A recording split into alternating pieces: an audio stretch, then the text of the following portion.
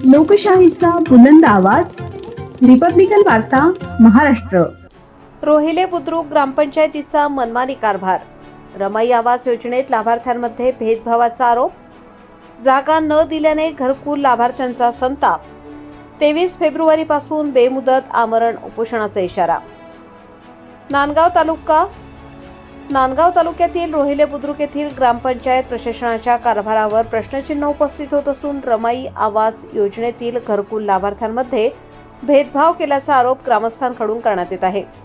मिळालेल्या माहितीनुसार रमाई आवास योजनेअंतर्गत एकाच वेळी मंजूर झालेल्या जागा नसलेल्या लाभार्थ्यांपैकी 2 जणांना ग्रामपंचायतीच्या हद्दीत असलेल्या जागेवर घरकुल बांधकामासाठी परवानगी देण्यात आली.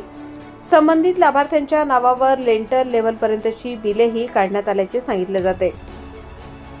मात्र त्याच योजनेतील इतर 3 ते 4 लाभार्थ्यांना घरकुल बांधकामासाठी ग्रामपंचायतीच्या जागेवर बांधकाम करू नये अशी तोंडी सूचना देण्यात आल्याचा आरोप आहे. तसेच नाशिक जिल्हा परिषदेकडून परवानगी मिळाल्याशिवाय बांधकाम करता येणार नाही असे सांगून त्यांना थांबवण्यात आल्याचेही लाभार्थ्यांचे म्हणणे आहे. या संदर्भात जिल्हा परिषदेकडे अपूर्ण प्रस्ताव पाठवले जात असून योग्य ती अंमलबजावणी केली जात नसल्याचा आरोप करण्यात आला आहे. जवळपास 1.5 ते 2 वर्षांचा कालावधी उलटूनही अद्याप घरकुल बांधकामासाठी परवानगी मिळालेली नसल्याने संबंधित लाभार्थी अडचणीत सापडले आहेत.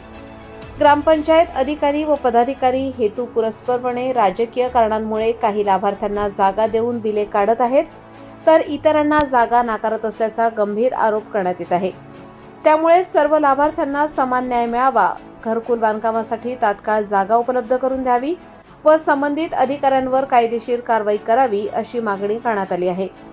या पार्श्वभूमीवर घरकुल लाभार्थ्यांनी 23 फेब्रुवारी 2026 रोजी सोमवारपासून रोहिले बुद्रुक येथे बेमुदत आमरण उपोषण करण्याचा इशारा दिला आहे. प्रशासनाने तातडीने दखल घेऊन तोडगा काढावा, अन्यथा आंदोलन तीव्र करण्यात येईल असा पवित्रा लाभार्थ्यांनी घेतला असल्याची माहिती समोर येत आहे. रिपब्लिकन वार्ता महाराष्ट्र न्यूजसाठी प्रतिनिधी Muktaram Bagul, Nandgaon. Subscribe now and press the bell icon. Never miss an update.